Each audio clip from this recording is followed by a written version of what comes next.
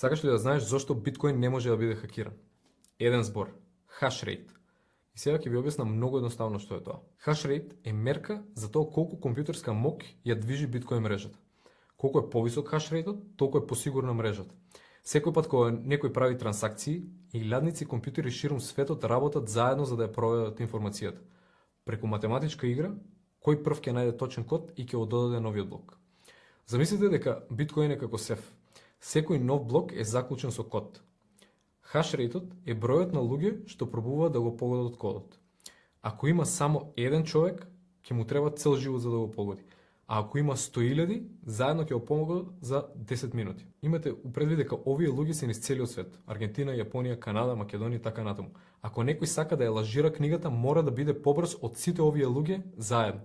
А тоа е невозможна мисија. Моменталниот хашрейт на биткоин мрежата е 550 ексахаши во секунда. Во моментов, биткоин има над 550 квинтилиони обиди секоја секунда или, појасно кажано, тоа се 550.000 пати по 1000 трилиони. И сето тоа е само за да се најде точен код, а биткоин ги врти секунда по секунда само за да остане безбеден. За да имате представа, за да се одржи ваква мрежа, потребни се околу 32 милиарди долари компјутерска опрема, плюс 7 милиарди долари годишно трошок за електрична енергија, а тоа е еднакво на напојување на 15 големи држави во светот. Но овие бројки се за одржување на мрежата. За напад или хакирање на истата потребно е да добиеш следните 60 блокови на биткоин во наредните 6 часа, а за ваков подвиг потребни се 5500 ексахаш компјутерска мок.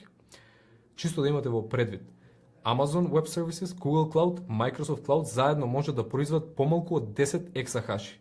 Значи за напад ни требаат уште 550 пати повеќе компјутери од Amazon, Google и Microsoft заедно. Тоа е целата енергија на планетата Земја, а тоа нема да функционира бидејќи ќе ни требаат 3 планети за да го изведеме истото. Од друга страна, да видиме зошто банките се ранливи, а биткоин не е. Банкарскиот систем денес се базира на централизирани сервери. Целата историја на трансакции, сите пари, сите информации се чуваат на едно место или на неколку под контрола на неколку институции. Што значи тоа? Кога сакаш да пробиеш банка, доволно е да влезеш во тие сервери и тоа постојано се случува. Во последните 10 години над 100 милиарди долари се украдени преку банкарски хакови, а само во 2022 година имавме 17 големи банки кои што беа хакирани. Од друга страна, биткоин нема центар и нема сервер. Нема копче што може да го исклучи. Секоја трансакција се чува и проверува од илјадници независни компјутери кои се распоредени низ целиот свет.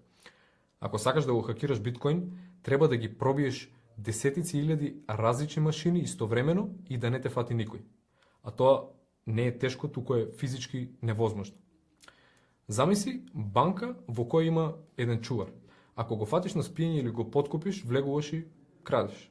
Но со биткоин, секој што има ноут е чувар.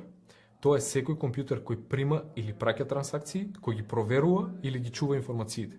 Тоа се илјадници чувари распоредени низ целиот свет. Сите се будни, сите се со исти информации и сите се независни.